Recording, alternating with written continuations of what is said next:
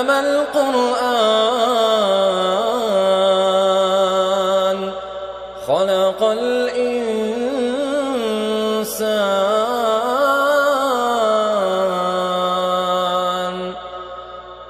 علمه البيان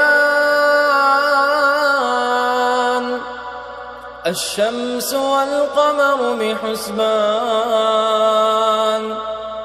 والنجم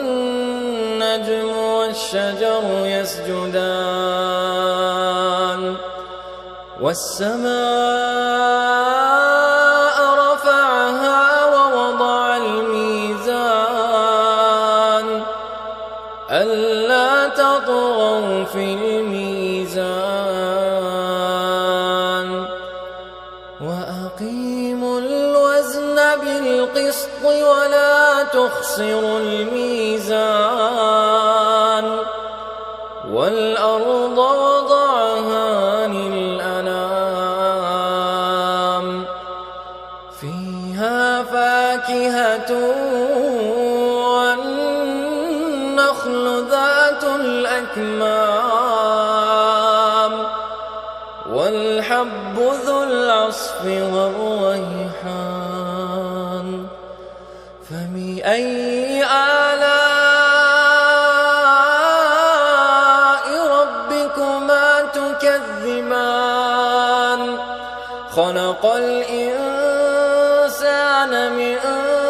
صلصال كالفخار وخلق الجان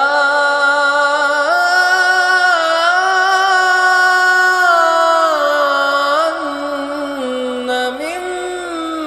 مارج من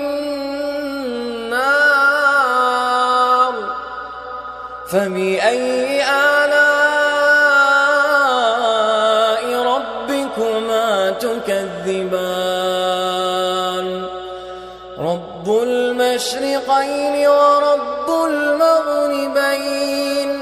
فبأي آلاء ربكما تكذبان مرج البحرين يلتقيان بينهما برزخ لا يبغيان